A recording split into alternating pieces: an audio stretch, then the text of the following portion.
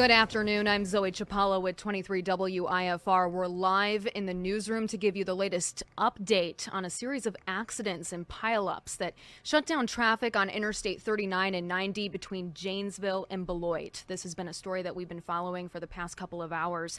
It appears to have started just after noon today around mile marker 181. Now, we're told at least 50 vehicles could be involved. We've seen rain, freezing rain, slippery roads. What could be next? We have that answer for you with the largest team in the state line. But first, we're going to join Chief Meteorologist Mark Henderson in the Weather Center. Mark, we feel and we hear those winds picking up. More details emerge in a disturbing situation overnight in Rockford. We now know the name of the man shot and killed by an officer in what is believed to be a domestic situation. A call to 911 late Thursday night claimed the man was verbally abusive and physically threatening his wife, who investigators say locked herself inside a bathroom. You know, some nights are harder than others as a journalist, and this is definitely one of those nights. Officials in Memphis, Tennessee released the body camera footage tonight that pictures 29-year-old Tyree Nichols and his violent arrest. Nichols died 3 days after 5 police officers beat him in a traffic stop earlier this month.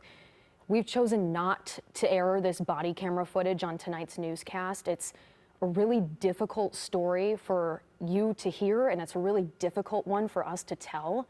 But there is a link posted to the video on our website, and we want to warn you to watch with caution because it's very, very difficult to watch.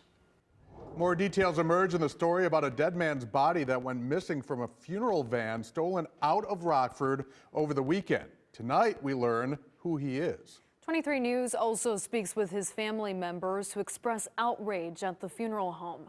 They say they even plan to file a lawsuit. I was angry, frustrated, because I'm like, how could you misplace a body? For Ed Brown and his family, the past few days can only be described as bizarre and frustrating. Many questions remain unanswered. He says the trouble started Friday, the night he learned his older brother, 47-year-old Curtis Brown, died from a heart attack. The news left the entire family in shock. No, it's been overwhelmed for me, and it's definitely been overwhelmed for my sister. Immediately, the family contacted Collins and Stone Funeral Home in Rockford to make arrangements. We was told that they picked him up Friday night, while his body still left in a van Saturday. So it don't really make sense to us. The van carrying Curtis's body was stolen Saturday afternoon and then found in a Chicago neighborhood Sunday night. His aunt, Sharon Pearson, says her family wasn't even notified about it until Monday night when police found Brown's body in a different Chicago neighborhood. And I'm like, wait a minute. If he was looking at 219 on Saturday, we was there, signing papers with you there. Me and my sister. The Brown family says this experience only adds an extra layer to their grieving process. The question that I have is, why did it take them to Monday to inform us what was going on? My sister, she's looking to sue. She was at peace with him passing away, but then for his body to get stolen, now it's an outrage. Now, police tell us they're still searching for the suspect. Well, it's that time of the year when snowstorm season is on its final lap and severe spring weather begins to trickle in. If it's not one thing, it's another in northern Illinois. Residents prepare for another snowstorm, if you can believe it, to blow across the state line Thursday, which ironically is happening during Severe Weather Awareness Week. Tornado season follows closely behind, which means area residents should have a game plan for any type of disaster thrown in its face, okay? Officials with Boone County say before this week's snowstorm hits, have a backup plan in place and have an emergency kit in your car.